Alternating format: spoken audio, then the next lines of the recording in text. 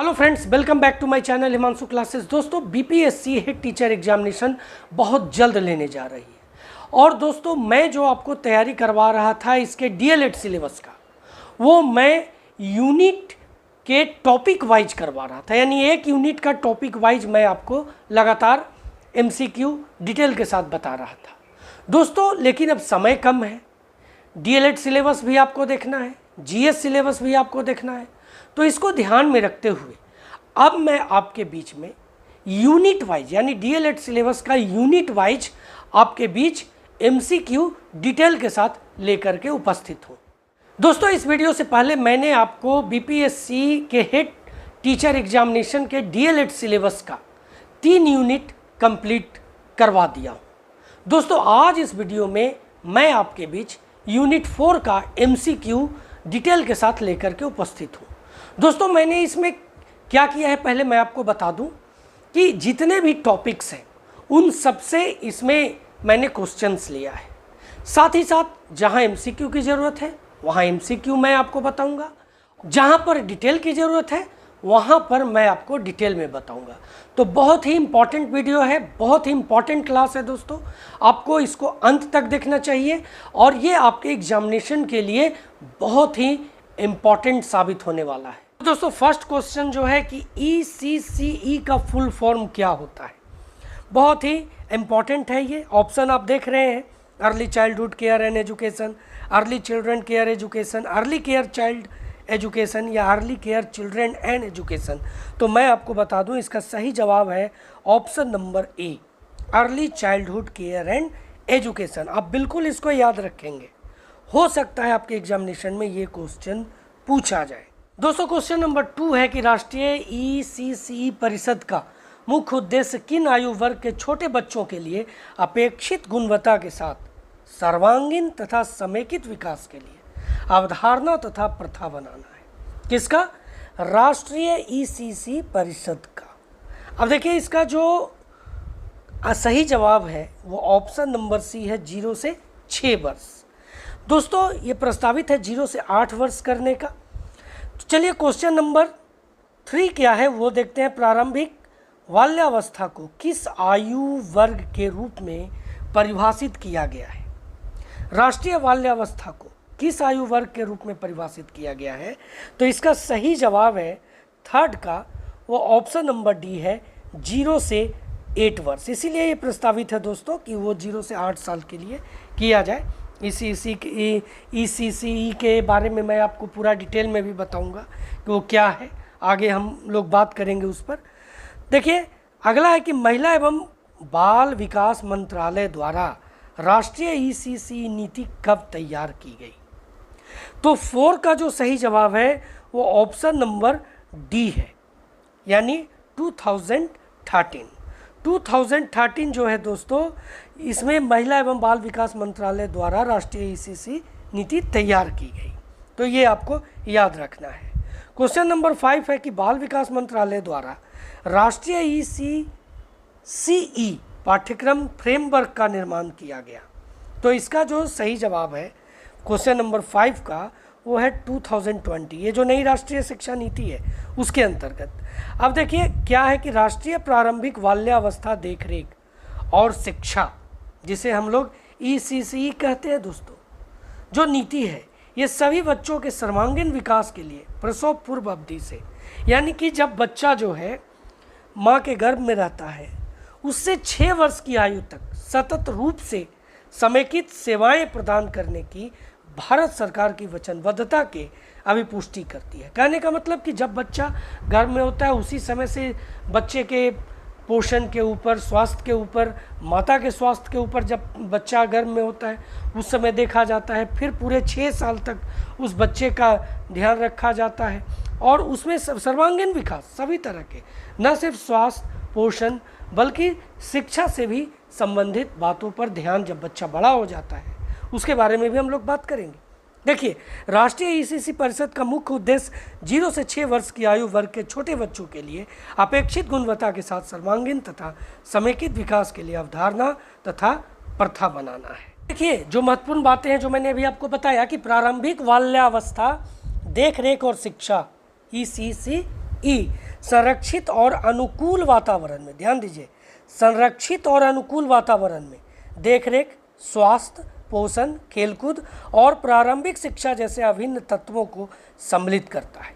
ये पूरे जीवन के विकास और शिक्षण के लिए एक अपरिहार्य आधार है, जिसका प्रारंभिक बाल्यावस्था विकास पर अस्थायी प्रभाव पड़ता है। दोस्तों, ECC में सुनिश्चित किया जाता है कि प्रत्येक बच्चा महत्वपूर्ण है और उसे उचित सम्मान दिया जाता है, सकुशल और सुरक्षित महसूस करवाया जाता है और एक सकारात्मक आत्म अवधारणा विकसित करने में मदद की जाती है। बच्चे की क्षमता के अनुसार प्रत्येक बच्चे के शारीरिक और मानसिक विकास के लिए दोस्तों एक मजबूत नींव को सक्षम करना ECCE का महत्वपूर्ण उद्देश्य है।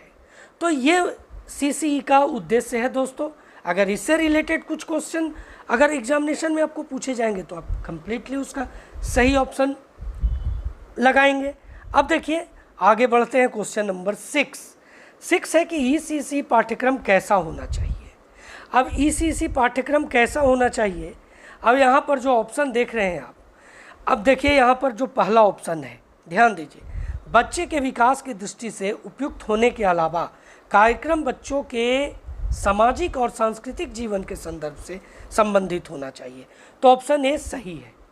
अवधारणाएं जो है को वास्तविक जीवन से संबंधित होना चाहिए और फिर धीरे धीरे अमूर्त की ओर बढ़ना चाहिए। मूर्त पहले रहेगा, फिर अमूर्त की ओर धीरे धीरे बढ़ना है। तो ये भी सही है। बच्चे की, अब ऑप्शन सी देखते हैं कि बच्चे की विविधता को समझकर पाठ्यचर्या का निर्माण किया जाना चाहिए। बिल्कुल, ये तो सही जवाब है। ऑप्शन सी भी सही है, ए भी सही है, बी भी सही है। अब डी देखते हैं। डी है कि स्थानीय भाषा और सरल भाषा का शुरुआत में इस्तेमाल किया जाना चाहिए। ये भी सही है। यानी दोस्तों इसके अंतर्गत कहा भी गया है कि बच्चे का जो मातृभाषा है उसी में उसे शिक्षा देने की शुरुआत करनी है। तो ऑप्शन डी भी सही है। यानी इसका जो सही जवाब है ऑप्शन नंबर ई है, एक से अधिक। दोस्तों क्वेश्चन नंबर 7, बच्चों की प्रारंभिक शिक्षा शुरू होनी चाहिए। अब देखिए, बच्चा का जो प्रथम पाठशाला कहलाता है उसका परिवार, उसके माता पिता, लेकिन प्रारंभिक शिक्षा शुरू होनी चाहिए, यह कहाँ से शुरू होनी चाहिए? तो इसका सही जो जवाब है ऑप्शन नंबर सी है, पर्यावरण से।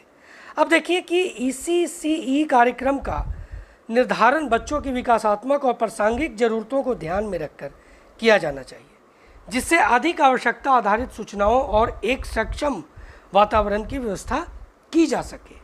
व्यक्तिगत दृष्टिकोण के लिए इसकी आवश्यकता को देखते हुए यह माना जाता था कि एक सामान्य पाठ्यक्रम सभी के लिए उपयुक्त नहीं होगा, क्योंकि बच्चे अलग अलग परिवेश से आते हैं, अलग अलग उनका सामाजिक व्यवस्था है, और एक तरह का अगर पाठ्यक्रम रहेगा तो किसी के लिए फेवर में होगा, किसी के लिए फेवर में नहीं होगा।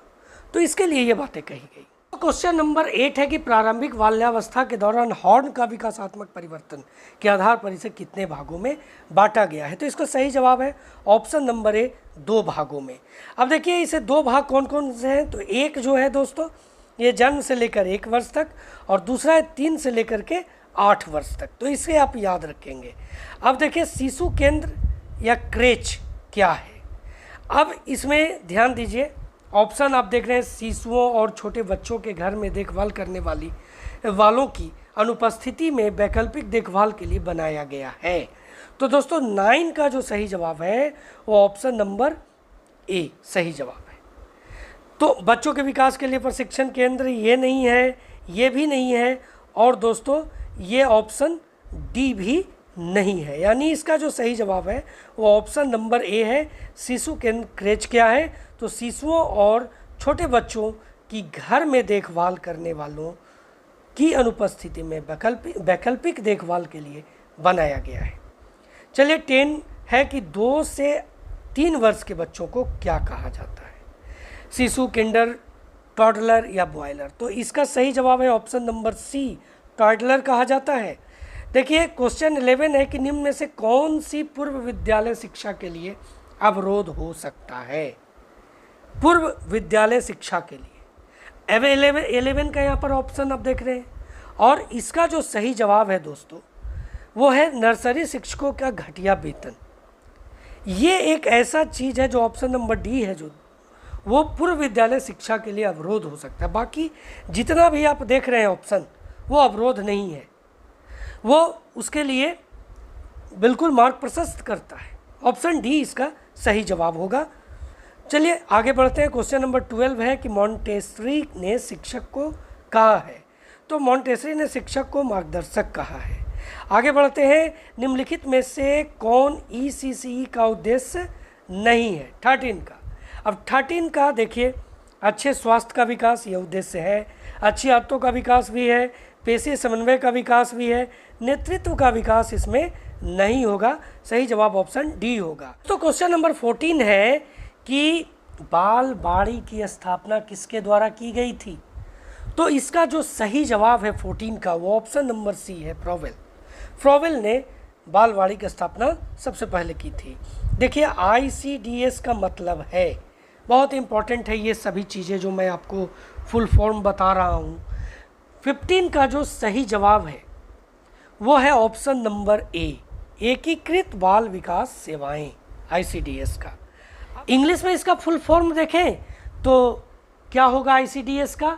Integrated child development service. दोस्तों सर्विसेज, ये इसका फुल फॉर्म हुआ ICDS का। और अगर हिंदी में अगर जानना चाहते हैं तो एकीकृत बाल विकास सेवाएं, ऑप्शन नंबर ए। अब आगे बढ़ते हैं। क्वेश्चन नंबर 16 है कि बच्चों के लिए राष्ट्रीय नीति वर्ष में शुरू की गई थी, किस वर्ष शुरू की गई थी? तो 16 का जो सही जवाब है वो 1986, ये इसका सही जवाब होगा 16 का। 17 है कि ICDS शुरू किया गया था, ये कब शुरू किया गया था?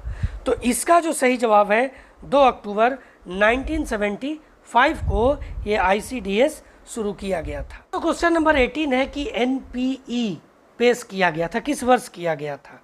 अब देखिए NPE क्या है? National policy of education. तो इसका जो सही जवाब है वो ऑप्शन नंबर बी है, 1986। 18 का सही जवाब ऑप्शन बी हो गया। अब चलिए आगे बढ़ते हैं। देखिए ECCE 2013 की राष्ट्रीय नीति के अनुसार प्रारंभिक वर्षों के 3 उपचरण हैं, जिनमें से प्रत्येक की अपनी आयु विशिष्ट विकास प्राथमिकताएं। बहुत ध्यान दीजिएगा इस बात को। ये जो उप अवस्थाएं हैं वो कौन कौन है?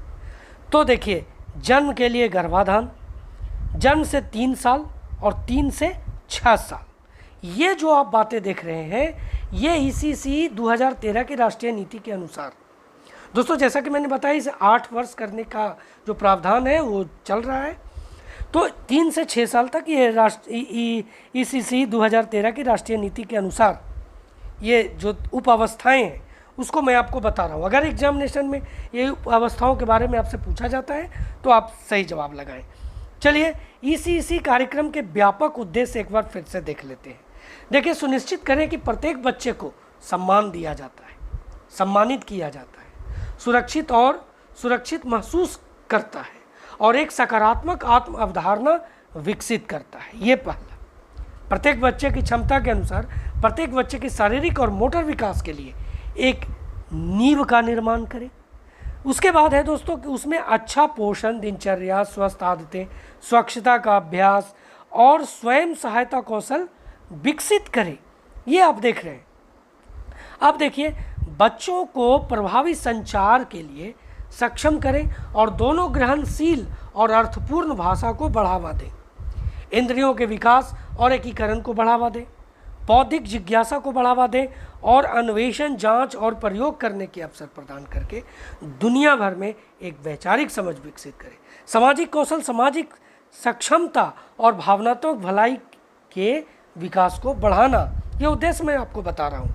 सौंदर्य की प्रशंसा की भावना विकसित करें और रचनात्मक सीखने की प्रक्रियाओं को उत्तेजित करें। उनमें सांस्कृतिक रूप से और विकास के साथ उचित व्यवहार और साथ ही मानवों के लिए सम्मान और प्यार के मुख्य मानवीय मूल्यों को विकसित करें। घर से ECC केंद्र तक औपचारिक स्कूली शिक्षा के लिए परिवहन की व्यवस्था करें। समय व्यक्तित्व विकास की गुंजाइश बढ़ाएं। तो दोस्तों ये जो भी मैंने आपको बताया ये सभी क्या है?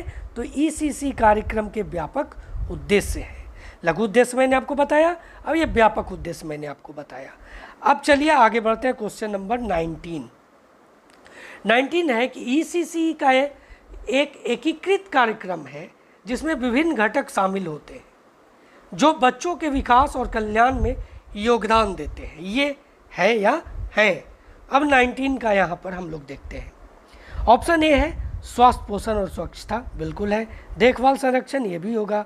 प्रारंभिक उत्तेजना, ये भी होगा। आरंभिक शिक्षा, ये भी होगा। उद्देश्य को देख करके आप समझ सकते हैं, यानी ऑप्शन नंबर ई यहाँ पर सही जवाब होगा, एक से अधिक। तो दोस्तों ईसीसी से संबंधित सभी प्रश्नों को हम लोगों ने करीब करीब देख लिया जो आपके एग्जामिनेशन के लिए इम्पॉर्टेंट है।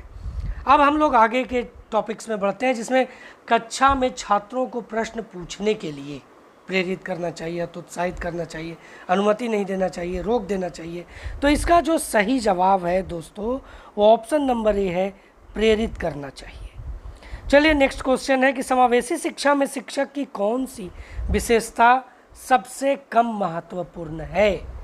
तो इसका जो सही जवाब है वो है, अब देखिए पहले ऑप्शन वाइज देख लेते हैं। बच्चे के प्रति संवेदनशीलता, ये बहुत ही महत्वपूर्ण है। बच्चों के लिए धैर्य और स्नेह, ये भी महत्वपूर्ण है। बच्चों की अक्षमताओं का ज्ञान, ये तो बहुत ही ज़्यादा महत्वपूर्ण है दोस्तों।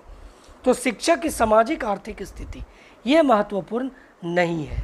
तो यहाँ पर जो सही जवाब होगा ऑप्शन नंबर डी होगा। अब आगे बढ़ते हैं। क्वेश्चन 22 है कि सफल समावेश में निम्नलिखित में से क्या आवश्यक नहीं है? अब 22 का जो सही जवाब है वो सही जवाब है अलगाव, यानी सफल समावेश में जो आवश्यक नहीं है वो अलगाव है, बाकी सभी है। संवेदीकरण है, क्षमता निर्माण है, माता पिता का समावेश है, ये सभी होगा। अब देखिए 23 है कि प्राथमिक स्तर पर अनुदेशन होना चाहिए। कैसा होना चाहिए? तो पाठ्य पुस्तक केंद्रित, शिक्षक केंद्रित, छात्र केंद्रित, शिक्षक एवं पाठ्य पुस्तक केंद्रित। तो सही जवाब जो 23 का है दोस्तों वो है ऑप्शन नंबर सी, छात्र केंद्रित। देखिए 24 जो क्वेश्चन है कि एक प्रगतिशील क्लास में निम्न में से क्या होता है? तो इसका जो सही जवाब है दोस्तों वो है ऑप्शन नंबर ए, शिक्षार्थी के द्वारा ज्ञान की संरचना की जाती है।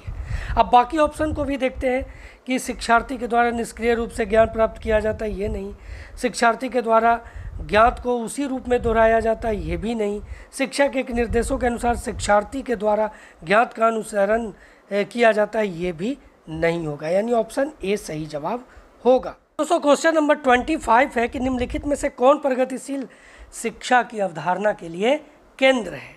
अब 25 जो आप देख रहे हैं यहाँ पर ऑप्शन आप देख रहे हैं, तो इसका जो सही जवाब है वो ऑप्शन ए है, हर बच्चे की सामर्थ्य और क्षमता में विश्वास, ये प्रगतिशील शिक्षा की अवधारणा के लिए केंद्र है। बाकी जितना भी आप देख रहे हैं मानक निर्देश और मूल्यांकन, बाहरी प्रेरणा और समान मूल्यांकन मापदंड या पाठ्य पुस्तक केंद्रित शिक्षा, ये नहीं होगा। ऑप्शन ए सही जवाब होगा। दोस्तों क्वेश्चन नंबर 26 है कि शिक्षार्थी केंद्रित कक्षा में शिक्षक होगा। तो बच्चों के लिए अधिगम सुविधा के लिए एक दूसरे के साथ प्रतिस्पर्धा करने के लिए प्रोत्साहित करें, ऐसा शिक्षक होना चाहिए। तो ऑप्शन ए जो आप देख रहे हैं ये गलत होगा। व्यक्त करें कि वो अपने छात्रों से क्या करने की उम्मीद करती है या करता है और फिर उन्हें ऐसा करने के लिए दिशा निर्देश दे, तो ये भी गलत है। अब सी देखते हैं, ऐसे तरीके अपनाएं जिनमें शिक्षार्थी को स्वयं अधिगम के लिए पहल करने के लिए प्रोत्साहित हो, जो छात्र है वो प्रोत्साहित हो। तो ये ऑप्शन सी जो है 26 का ये सही जवाब है। डी भी देख लेते हैं। डी है कि मुख्य तथ्यों की व्याख्या करने के लिए व्याख्यान विधि का, तो व्याख्यान विधि तो होगा ही नहीं। अब चलिए 27 देखते हैं कि निम्नलिखित में से कौन सा बाल केंद्रित अनुदेश के असंगत है। अब बाल केंद्रित अनुदेश के असंगत कौन है? 27 का जो सही जवाब है दोस्तों वो है ऑप्शन नंबर ए, वैकल्पिक कक्षाओं का संगठन। बाकी जो बाल केंद्रित कक्षा कक्ष प्रदर्शन, वैकल्पिक पाठ्य पुस्तकों का चयन, आत्म अधिगम, ये सभी होंगे, ये असंगत है। वैकल्पिक कक्षाओं का संगठन, ऑप्शन ए इसका सही जवाब होगा। अब देखिए 28 है कि शिक्षार्थी केंद्रित पाठ्यक्रम में निम्नलिखित में से कौन सबसे महत्वपूर्ण है? शिक्षक, बच्चा, पाठ्यपुस्तक, वातावरण। तो आप निश्चित इसका आंसर जानते होंगे, इसका आंसर ऑप्शन नंबर बी होगा, बच्चा। 29 है कि एक बाल केंद्रित कक्षा में बच्चे सामान्यतः सीखते हैं। कैसे सीखते हैं ये यहाँ पर देखते हैं ऑप्शन वाइज। तो दोस्तों इसका जो है कि व्यक्तिगत और सामूहिक दोनों रूप से सीखते हैं, तो ये बिल्कुल सही है। मुख्य रूप से शिक्षक से ये नहीं होगा, वैकल्पिक रूप से ये भी नहीं होगा, समूहों में ये भी नहीं होगा, जो बाल केंद्रित होगा। इसका जो सही जवाब है ऑप्शन नंबर ए होगा। बच्चे समानता सीखते हैं व्यक्तिगत और सामूहिक दोनों रूप से। अब सामूहिक में समूह सिर्फ आए इसमें आ रहा है, इसलिए ऑप्शन डी जो है वो नहीं होगा, व्यक्तिगत और सामूहिक दोनों होगा। अब चलिए आगे पढ़ते हैं। तो निम्न में कौन सी समावेशी शिक्षा की एक विशेषता नहीं है? तो दोस्तों जो 30 है उसने जो सही जवाब है, देखिए एक विशेषता नहीं है, विशेषता को देख लेते हैं। यह कोई उपार्जित अवस्था या उत्पाद नहीं होता, बल्कि समावेशी शिक्षा एक सतत प्रक्रिया है। ये सही है।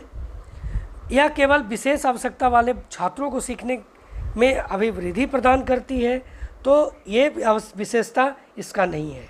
तो अगर ऑप्शन यहाँ पर इस क्वेश्चन का जवाब दिया जाए तो ऑप्शन बी सही होगा। या दिव्यांग बालकों की देखभाल में उसकी शिक्षा का सही व्यक्तिगत विकास की ओर सेवा में बदलाव है, तो ये इसकी विशेषता है। उसके बाद है सभी बालकों की क्षमताओं का अधिकतम स्तर तक बढ़ाना चाहती है, ये इसकी विशेषता है। देखिए समावेशी शिक्षा जो है वो विभिन्न अक्षमताओं वाले बच्चों को नियमित कक्षाओं में अन्य बिना किसी अक्षमता वाले बच्चों के साथ शामिल करने से संबंधित है। अब चलिए 31 क्वेश्चन क्या है। 31 है कि मानव विकास के आयाम को कितने प्रकार में विभाजित किया जा सकता है? तो 31 का जो सही जवाब है वो ऑप्शन नंबर सी है 5, ऑप्शन नंबर सी 5। अब देखिए पांचों जो प्रकार हैं वो जान लेते हैं। तो मानव विकास के आयाम को 5 भागों में विभाजित किया जा सकता है, वो कौन कौन है ये जान लीजिए, आपको याद रहना चाहिए। इसमें है शारीरिक विकास, सामाजिक संवेगात्मक विकास, नैतिक विकास, संज्ञानात्मक विकास और भाषिक विकास। ये 5 जो आप देख रहे हैं वो मानव विकास के आयाम के प्रकार हैं। तो क्वेश्चन नंबर 32 है कि बाल विकास निर्भर करता है वंशानुक्रम पर, वातावरण पर, समाज पर, बालक के परिवार पर। तो इसका सही जवाब ऑप्शन ए और बी है, यानी वंशानुक्रम पर भी और वातावरण पर भी। यानी इसका जो सही जवाब है वो ऑप्शन नंबर ही उपयुक्त में से एक से अधिक, यानी यहाँ पर ऑप्शन ए और बी दोनों इसका सही जवाब होगा। चलिए 33 है कि सफल और प्रभावी शिक्षण के लिए आवश्यक है। तो 33 का जो आप यहाँ पर ऑप्शन देख रहे हैं उसमें सही जवाब जो है कि सफल और प्रभावी शिक्षण के लिए आवश्यक क्या है, तो व्यक्तिगत विभिन्नताओं का ध्यान रखना। और उसके बाद जो देख रहे हैं अपने वेतन पर ज्ञान, वेतन का ज्ञान, सहकर्मी की योग्यता का ज्ञान, समय का ज्ञान, ये सब नहीं होगा। एक बहुत ही महत्वपूर्ण सवाल है दोस्तों, 20वीं शताब्दी को बालक की शताब्दी किसने कहा? फ्रॉवेल, क्रो एंड क्रो, पियाजे, एरिक्सन। तो इसका सही जवाब ऑप्शन नंबर बी है, क्रो एंड क्रो ने 20वीं शताब्दी को बालक की शताब्दी कहा है। क्वेश्चन नंबर 35 है कि विकास के किस क्षेत्र का संबंध बौद्धिक सामर्थ्यों जैसे कि ध्यान, स्मृति, समस्या, समाधान, कल्पना और रचना करने से है? दोस्तों इसका जो सही जवाब है 35 का वो है ऑप्शन नंबर बी, यानी संज्ञानात्मक क्षेत्र। संज्ञानात्मक क्षेत्र जो है विकास का वह क्षेत्र है जिसका संबंध बौद्धिक सामर्थ्यों जैसे कि ध्यान, स्मृति, समस्या, समाधान, कल्पना और रचना करने से है। चलिए आगे बढ़ते हैं। क्वेश्चन नंबर 36 है कि CWSN का अर्थ है। देखिए 36 का जो सही जवाब है, इसमें जो भी आप ऑप्शन देख रहे हैं उसमें जो सही जवाब है ऑप्शन नंबर बी है, विशिष्ट आवश्यकता वाले बच्चे। अब CWSN का फुल फॉर्म देख लेते हैं। अब वो है क्या कि चाइल्ड विद स्पेशल नीड्स, ये इंग्लिश में इसका फुल फॉर्म हुआ। हिंदी में फुल फॉर्म क्या है? तो हिंदी में है कि विशिष्ट आवश्यकता वाले बच्चे। नेक्स्ट क्वेश्चन है दोस्तों कि विशेष आवश्यकता वाले बच्चों के लिए शिक्षा का प्रावधान किसके माध्यम से किया जा सकता है? ये ऑप्शन आपके विशेष स्कूल, एकीकृत शिक्षा, समावेशी शिक्षा, सामान्य शिक्षा। तो इसका सही जवाब ऑप्शन नंबर सी है, समावेशी शिक्षा, यानी विशेष आवश्यकता वाले बच्चों के लिए शिक्षा का प्रावधान समावेशी शिक्षा के माध्यम से किया जा सकता है। अब आगे है कि SEN का क्या अर्थ है? अब 39 का जो सही जवाब है वो ऑप्शन नंबर बी है, स्पेशल एजुकेशन नीड्स। ध्यान रखेंगे, ACN, S for special, E for education, N for needs. आगे बढ़ते हैं। देखिए, विशेष शिक्षा आवश्यकता, ACN का अर्थ जानते हैं। तो विशेष शिक्षा आवश्यकताओं, ACN का अर्थ कक्षाओं, घर, कार्यस्थल, सार्वजनिक स्थलों, गली और पुनर्वास घरों आदि जैसी सभी व्यवस्थाओं में उपर्युक्त चुनौतियों वाले बच्चों के लिए विशेष रूप से प्रारूपित किया गया निर्देश है। दोस्तों, ये क्या है? ये जो मैं आपको बता रहा हूँ SEN है, विशेष शिक्षा आवश्यकता। दोस्तों, इसमें ये चीज़ें सम्मिलित हैं। अब चलिए आगे बढ़ते हैं। देखिए, 40 है कि विशेष शिक्षा की एक शाखा है, यह निम्नलिखित में से किससे संबंधित है?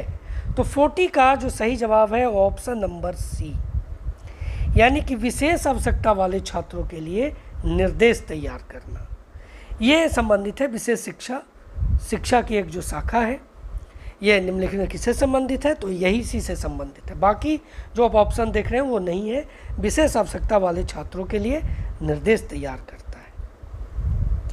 चलिए, विशेष शिक्षा छात्रों को इस तरह से शिक्षित करने का अभ्यास है जो उनको व्यक्तिगत भिन्नताओं, अक्षमताओं और विशेष ज़रूरत को पूरा करने के लिए आवास प्रदान करती है। आदर्श रूप से इस प्रक्रिया में शिक्षण प्रक्रियाओं, अनुकूलित उपकरण और सामग्री और सुलभ व्यवस्था और व्यक्तिगत रूप से नियोजित और व्यवस्थित रूप से निगरानी की व्यवस्था इसमें सम्मिलित है, क्योंकि ये विशेष आवश्यकता वाले बच्चों के लिए है, तो इन सब चीज़ों की आवश्यकता पड़ती है। दोस्तों, विशेष शिक्षा सार्वजनिक स्कूल प्रणाली और अन्य शैक्षणिक संस्थानों द्वारा विकलांग व्यक्तियों को प्रदान की जाने वाली शैक्षिक और सामाजिक सेवाओं की एक श्रृंखला को संदर्भित करती है, जिनकी आयु, ध्यान दीजिए, बहुत ही इम्पोर्टेंट ये पॉइंट है, जिनकी आयु 3 से 21 वर्ष के बीच है। विशेष शिक्षा यह सुनिश्चित करने के लिए तैयार की गई है कि विकलांग जो है, अक्षम जो है, छात्रों को एक ऐसा वातावरण प्रदान किया जाता है जो उन्हें प्रभावी ढंग से शिक्षित करने की अनुमति देता है। 41 है कि अक्षम बालकों को पढ़ने के लिए किस प्रकार का शिक्षक नियुक्त किया जाता है? तो दोस्तों, इस सीधे समझिए कि इसका जो सही जवाब है वो है संसाधन शिक्षक। जो संसाधन शिक्षक होते हैं, जो संसाधन शिक्षक के रूप में नियुक्त होते हैं, उनका कार्य ही है अक्षम बालकों को पढ़ाना। तो अब चलिए आगे बढ़ते हैं। 42 है कि मनुष्य को जो कुछ भी बनना होता है वो 4-5 वर्षों में बन जाता है, ये कथन किसका है? तो 42 का जो सही जवाब है वो ऑप्शन नंबर बी है, फ्रायड ने कहा है कि मनुष्य को जो कुछ भी बनना है वो 4 से 5 वर्ष में बन जाता है। प्रारंभिक बाल्यावस्था बालक का होता है, आरंभ काल, निर्माण काल, निर्देशन काल या परिपक्व काल। देखिए, प्रारंभिक बाल्यावस्था जो होता है ना, वो बालक का निर्माण काल कहलाता है, ऑप्शन बी। दोस्तों, शिक्षा शास्त्रियों ने अनेक शोध किए और अपना मत दिया कि पूर्व प्राथमिक शिक्षा यानी reading, writing and arithmetic, 3R इसको बोलते हैं, तो द्वारा ना देकर उसे हेड, हैंड और हार्ट द्वारा दी जानी चाहिए। यह शिक्षा शास्त्रियों ने शोध के द्वारा प्राप्त किया। 44 है कि एक बच्चा जो अपने स्कूली जीवन के बीच यानी लगभग 10.5 साल में अपनी आयु के समकक्ष से नीचे की कक्षा का कार्य करने में समर्थ हो को किस प्रकार के बालक के रूप में जाना जाता है? तो दोस्तों, इसका सही जवाब जो आप देख रहे हैं वो है शैक्षिक रूप से मंद, ऑप्शन बी इसका सही जवाब है। अब 45 है, FLN का फुल फॉर्म क्या है? देखिए, अगर आप टीचर हैं, अगर आप तो ज़रूर FLN अभी जो चला था कुछ दिन पहले, ये जो दीक्षा पोर्टल के ऊपर जो FLN प्रोग्राम चला था, और उसमें आप लोगों ने FLN के बारे में बहुत सारी जानकारी अर्जित की थी। तो यही यहाँ पर क्वेश्चन है कि FLN का फुल फॉर्म क्या है। हो सकता है आप में से अधिकतर लोग जो हों इसके फुल फॉर्म को भूल गए हों इसलिए इसे जानना आपके लिए बहुत आवश्यक है। तो 45 का जो सही जवाब है दोस्तों वो है ऑप्शन नंबर ए, यानी कि foundation literacy and numeracy, FLN। Foundation, ध्यान दीजिए, F for foundation, N for literacy और N फॉर न्यूमरेसी, ये FLN का फुल फॉर्म। अब देखिए FLN जो है को भारत सरकार की नई शिक्षा नीति के निपुण भारत मिशन के अंतर्गत लागू किया गया है। जिसका क्या उद्देश्य है, तो जिसका मुख्य उद्देश्य है वर्ष 3 से 9 वर्ष तक के आयु के जो बच्चे हैं उनका, बच्चों का विकास करना है, समग्र विकास करना है। 46 है कि विद्यालय के स्वास्थ्य संबंधी कार्यक्रम में इनमें से कौन सा संबंधित नहीं है? स्वास्थ्य शिक्षा, स्वास्थ्य विज्ञान, स्वास्थ्य रिकॉर्ड का रख रखाव, बीमारियों का इलाज। तो इसका जो सही जवाब है ऑप्शन नंबर डी, बीमारियों का इलाज, ये इसमें सम्मिलित नहीं है। दोस्तों शारीरिक शिक्षा क्या है ये जान लेते हैं यहाँ पर हम लोग। देखिए शारीरिक शिक्षा एक अनुशासन है जो मनुष्य के मानसिक और शारीरिक स्वास्थ्य को सुधारने, नियंत्रित करने और बनाए रखने के लिए विभिन्न शारीरिक आंदोलनों पर ध्यान केंद्रित करता है। इस अनुशासन को एक चिकित्सीय, शैक्षिक, मनोरंजन या प्रतिस्पर्धी गतिविधि के रूप में देखा जा सकता है जो प्रतिभागियों के बीच सह अस्तित्व, आनंद और ऊहापोह को प्रोत्साहित करता है। दोस्तों नेक्स्ट क्वेश्चन है कि किस देश ने शारीरिक शिक्षा को स्वर्ण युग के रूप में महसूस किया? तो इसका सही जवाब जो है ऑप्शन नंबर सी, प्राचीन ग्रीस। दोस्तों क्वेश्चन 48 है कि शारीरिक शिक्षा बेहद लाभदायक है। यहाँ ऑप्शन ए देखते हैं, छात्रों में अनुशासन का विकास करने हेतु, ये बिल्कुल सही है। छात्रों में नैतिक मूल्यों का विकास करने हेतु, ये भी सही है। छात्रों को मानसिक दक्षता प्रदान करने हेतु, ये भी सही है। बौद्धिक दक्षता प्रदान करने हेतु, ये भी सही है। यानी ऑप्शन नंबर ई, एक से अधिक इसका सही जवाब है।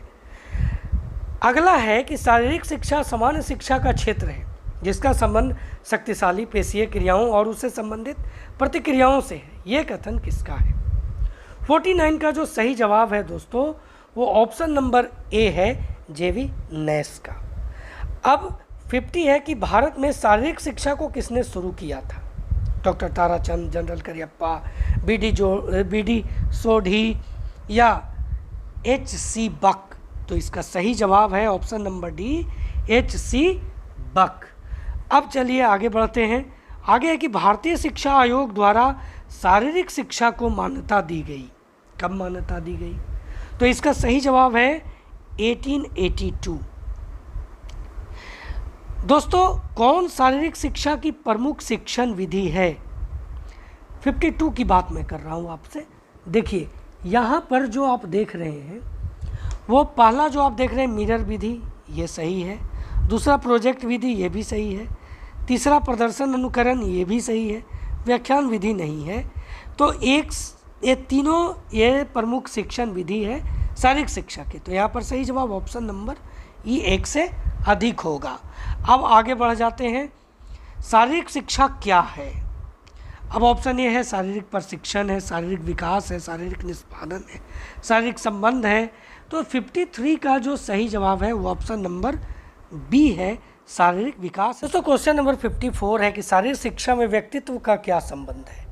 तो दोस्तों व्यक्तित्व का जो संबंध है शारीरिक शिक्षा में, यहाँ पर ऑप्शन बी सही जवाब होगा। व्यक्तित्व शारीरिक शिक्षा का एक हिस्सा है। बाकी जो भी आप ऑप्शन देख रहे हैं वो सही जवाब नहीं है। ऑप्शन बी सही जवाब है, एक हिस्सा है व्यक्तित्व जो है शारीरिक शिक्षा का। आगे है कि शारीरिक शिक्षा की कक्षा में सबसे महत्वपूर्ण वस्तु क्या है? तो इसका सही जवाब है ऑप्शन डी, मैदान। अब दोस्तों जानते हैं कि शारीरिक शिक्षा के 3 मुख्य रूप हैं वो कौन कौन से हैं। इसमें एक जो है वह एक शारीरिक शिक्षा क्रियाओं को संयमित और नियमित करना। शारीरिक शिक्षा के सभी अंगों और क्रियाओं का सर्वांगीण, वैज्ञानिक, प्रणालीबद्ध और सामंजस्य विकास रचना। यदि शरीर में कोई दोष दिखती हो तो उसे सुधारना। ये तीनों जो आप देख रहे हैं वो शारीरिक शिक्षा के मुख्य रूप हैं। अब देखिए प्राचीन शिक्षा की गुणवत्ता सुधारने के लिए प्रयासरत बिहार सरकार भी है। एनसीईआरटी की ओर से किए गए अध्ययन में पाया गया है कि बच्चों में पढ़ने लिखने और गणित की दक्षता में खासा परेशानी आती है। यह स्थिति आज से नहीं बल्कि पिछले एक दशक से ज़्यादा संज्ञान में आई है। विभिन्न रिपोर्ट, ये बिहार के बारे में मैं आपको बता रहा हूँ, विभिन्न रिपोर्ट इस मसले पर अपनी चिंता प्रकट कर चुकी है।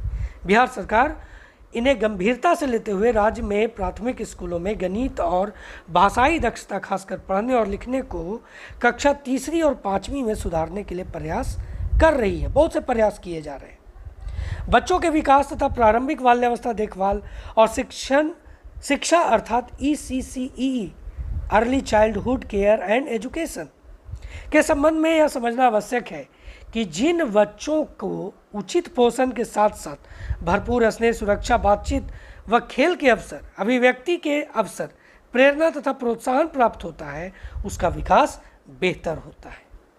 विकास, देखिए, बिहार की जब साक्षरता दर की बात करें तो 63% है। इसका मतलब राज्य में औसतन 63 छात्रों पर केवल एक ही शिक्षक उपलब्ध है, जबकि शिक्षकों की उपलब्धता में राष्ट्रीय औसत दर 40 है। यानी प्रत्येक 40 छात्रों को पढ़ाने के लिए एक शिक्षक का होना अनिवार्य है। अब इस लिहाज से साक्षरता के प्रतिशत के आधार पर यह कहा जा सकता है, 40 का दर अभी पूरी तरह से तो निर्धारित नहीं कहा जा सकता, लेकिन बिहार सरकार इसमें बहुत सारे कार्य कर रही है, शिक्षकों की लगातार नियुक्ति कर रही है। बहुत ही महत्वपूर्ण क्वेश्चन है कि बिहार में पहले से मौजूद शिक्षा विभाग के सामने क्या क्या चुनौतियाँ हैं। अब देखिए, यहाँ पर पहला जो ऑप्शन देख रहे हैं आप, सरकारी स्कूलों की व्यवस्था ठीक करना, तो ये चुनौती है। सरकारी स्कूलों में शिक्षकों की व्यवस्था करना, ये भी एक चुनौती है। शिक्षक छात्र अनुपात सही करना सबसे बड़ी चुनौती। रिसर्च और अन्य गतिविधियाँ बढ़ाने की चुनौती, ये भी सही है। यानी आपको यहाँ A से D तक जो भी आप चुनौतियाँ देख रहे हैं वो चारों सही है। यानी इसका सही जवाब ऑप्शन E होगा, एक से अधिक। अब देखिए, शिक्षा विभाग ने इसके लिए 6 कमेटियां बनाई है। क्या? तो शिक्षा विभाग ने नई शिक्षा नीति 2020 को बिहार में लागू करने के लिए 6 कमेटियां बनाई है। अब इन सभी कमेटियों को अलग अलग दिशा में काम करने की जिम्मेदारी दी गई है। पहली समिति 3 साल से ऊपर के बच्चों के देखभाल और उनके शिक्षा को लेकर के रिपोर्ट देगी। ये जो समितियाँ बनाई गई है, ये नई शिक्षा नीति को बिहार में लागू करने के लिए के उद्देश्य से बनाई गई है। अब देखिए, अब यहाँ पर आप देख लिए, पहली जो समिति आप देख रहे हैं यहाँ पर, पहली समिति के बारे में मैं आपको बता रहा हूँ। अब दूसरी समिति, ये टाइपिंग मिस्टेक है, यहाँ पर अलग अलग नहीं किया हुआ है, आप इसको कर लेंगे जब नोट करेंगे तो। दूसरी समिति को स्कूल रेगुलेशन और संबद्धता देने के अलावा समावेशी शिक्षा और ड्रॉप आउट पर भी रिपोर्ट देनी है। ड्रॉप आउट तो आप समझ रहे हैं, जो बच्चे विद्यालय छोड़ देते हैं। दोस्तों, तीसरी समिति विभिन्न भारतीय भाषाओं को बढ़ावा देने और वोकेशनल एजुकेशन पर अपनी रिपोर्ट देगी कि क्या व्यवस्था है। चौथी समिति टीचर ट्रेनिंग और एजुकेशन पर रिपोर्ट देगी। पांचवी समिति को ऑनलाइन और डिजिटल एजुकेशन पर रिपोर्ट सौंपनी है। और छठी समिति जो है उसको एडल्ट एजुकेशन और गुणवत्तापूर्ण शिक्षा लागू करने पर रिपोर्ट देनी है। और दोस्तों, बिहार सरकार गुणवत्तापूर्ण शिक्षा के लिए हर संभव प्रयासरत है। आप अगर विद्यालय में हैं तो आपको इसके बारे में भरपूर जानकारी होगी। यहाँ पर क्वेश्चन 57 है कि बिहार में किसके शैक्षिक स्तर में सुधार लाने की दिशा में सुनंदनी कार्यक्रम की शुरुआत की गई है। ध्यान दीजिए, सुनंदनी कार्यक्रम। तो 57 का जो सही जवाब है वो ऑप्शन नंबर डी है, आंगनवाड़ी कार्यकर्ता। क्या है, इसके बारे में जान लेते हैं। देखिए, आंगनवाड़ी कार्यकर्ताओं के शैक्षिक स्तर में सुधार लाने हेतु सुनंदनी कार्यक्रम की शुरुआत की गई। इस कार्यक्रम के तहत आंगनवाड़ी कार्यकर्ताओं को ECCE यानी प्रारंभिक बाल्यावस्था देखभाल एवं शिक्षा ECCE का 6 महीने का सर्टिफिकेट कोर्स और 1 साल का डिप्लोमा कोर्स कराया जाएगा। क्वेश्चन नंबर 58 है कि बिहार में प्राथमिक शिक्षा कार्यक्रम किस अंतर्राष्ट्रीय संस्था की सहायता से चलाया जाता है। अंतर्राष्ट्रीय संस्था की बात हो रही है, तो इसमें ऑप्शन नंबर बी सही जवाब होगा, यूनिसेफ। आगे बढ़ते हैं। देखिए कि बिहार शिक्षा परियोजना में खर्च का वहन यूनिसेफ, केंद्र सरकार और बिहार सरकार से द्वारा किस अनुपात में किया जाता रहा है। तो इसका जो 59 का जो सही जवाब है दोस्तों, ऑप्शन बी है 3:2:1। यूनिसेफ 3, केंद्र सरकार 2 और बिहार सरकार 1 के अनुपात में, 3:2:1। क्वेश्चन 60 है कि प्रतीची व आद्री की बिहार की शिक्षा व्यवस्था पर सर्वे वर्तमान स्थिति के आधार पर प्राथमिक शिक्षा में खामियां बताई। प्रतीची अमर्त्य सेन का था, आद्री बिहार का था। अब इन दोनों ने मिल करके जो प्राथमिक शिक्षा में खामियां बताई उस पर हम लोग यहाँ पर चर्चा करते हैं। अब देखिए 60 का यहाँ पर बुनियादी सुविधाओं का अभाव, शिक्षकों पर सवाल, शैक्षणिक सहयोग में देरी, शैक्षणिक निगरानी में गड़बड़ी। तो प्रतीची और आद्री ने बिहार के जो शिक्षा व्यवस्था पर सर्वे किया और जो वर्तमान स्थिति के आधार पर खामियां बताई, उसके अंतर्गत ये सभी है दोस्तों, ये सभी। और इस आधार से इसका जो सही जवाब होगा ऑप्शन नंबर ही होगा 1 से अधिक। तो दोस्तों यह था यूनिट 4 का MCQ डिटेल के साथ। दोस्तों अगले वीडियो में मैं आपको इस एग्जामिनेशन से जुड़े एक नए क्लास, एक नई जानकारी के साथ आपके बीच में उपस्थित रहूँगा।